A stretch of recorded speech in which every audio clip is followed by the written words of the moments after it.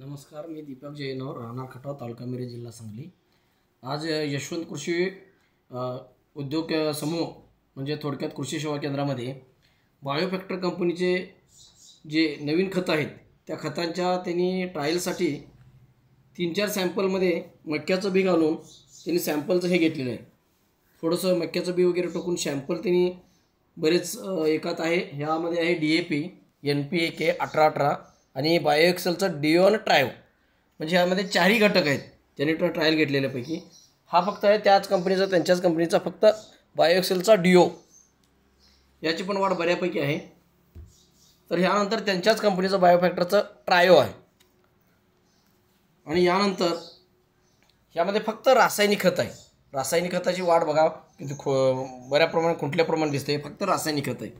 आणि यामध्ये रासायनिक खत फक्त NPK। या असं दिसतंय की ही जी पेरणी एकाच वेळी केलेली 18/3/2025 रोजी केलेली एकाच वेळी केलेली पेरणी, परंतु ह्या रोपामध्ये दिसणारा वेगवेगळा फरक का दिसतो की जमिनीचा जोपर्यंत पोत सुधारत नाही तोपर्यंत जमिनी उपजाऊ बनत नाही किंवा जमिनीची उत्पादन क्षमता वाढत नाही। खरोखर तर आपण शेतकरी आंधळेपणाने सांगतो किंवा कुणीही सांगतं आपल्याला की रासायनिक हे टाकल्यानंतर एवढं येऊ शकतं तेवढं येऊ शकतं, आपण विश्वास ठेवतो आणि जमिनीत आणून टाकतो, बरेच पैसे खर्च करतो, परंतु त्यामुळे आपल्याला अपेक्षित उत्पादन मिळू शकत नाही। खरोखर तर उत्पादन मिळाल्यानंतर शेतकरी श्रीमंत होणार आहे, परंतु शेतकरी श्रीमंत व्हायच्या ऐवजी कंपन्या किंवा दुकानदार श्रीमंत व्हायला लागलेत। तर ही तर कुठं तर थांबण्यासाठी आपणच ज्या जमिनीमध्ये ज्या घटकांची खरोखर गरज आहे, आवश्यकता आहे, ते घटक आपण जमिनीत वापरून जर याचा उपयोग केला तर आपलं आर्थिक उत्पन्न वाढेल, जेणेकरून खरोखर जे चांगलं आहे ते खत आपल्याला आपल्या शेतामध्ये वापरता येईल, जेणेकरून आपली जमीन समजा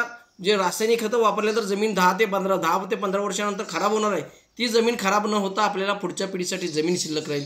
ही संकल्पना खरोखरच या कंपनीनं अंमलात आणण्यासाठी बायोफॅक्टरनं आणलं, परंतु हे असंही नाही की बाबा पूर्णपणे तुम्ही सेंद्रिय शेतीकडे वळा, ह्या गोष्टी शक्य नाही। परंतु थोडंफार आपण वळता नाही काही काळजी घेऊया की आपण जमिनीची NPK खतं देतो ज्या माध्यमातून असतील देतो, परंतु ती खतं पिकांना कशी उपलब्ध होतील यासाठी आपण काय करावं लागेल। परंतु एखादं खत जे आता यांचं बायोफॅक्टर कंपनीचं एक्सेल ट्रायोन डिओ ही खतं आहेत की जी NPKच्या माध्यमातून दिल्यानंतर ही बघा वाढ अतिशय जोमदार आणि चांगल्या पद्धतीने दिसते। ही जी NPK मोठ्या प्रमाणात उपलब्ध करून देण्याचं कार्य ती खतं सेंद्रिय असून सुद्धा अतिशय चांगल्या पद्धतीने करतात, त्यामुळे जेणेकरून जमीनही वाचेल, शेतकऱ्याचं उत्पन्न वाढेल आणि जे जमिनीला आवश्यक आहे ते जमिनीला दिलं जाईल, त्यामुळे उत्पादनाचा मार्ग नक्की शेतकऱ्यांना फायदेशीर ठरणार आहे। खरोखरच सर्व शेतकऱ्यांना माझी विनंती आहे की आपण बायो एक्सेलचं ट्रायो डिओ ही जी खतं आहेत, कृपया ही खतं आपल्या जवळच्या रिटेलरकडे किंवा कृषी सेवा केंद्रात दुकानात उपलब्ध होतील, ज्यांना आवश्यकतेप्रमाणे घेऊन जावं आणि सर्व शेतकऱ्यांनी आपलं उत्पादन वाढवावं, ही सर्वांनी नम्रतेची विनंती।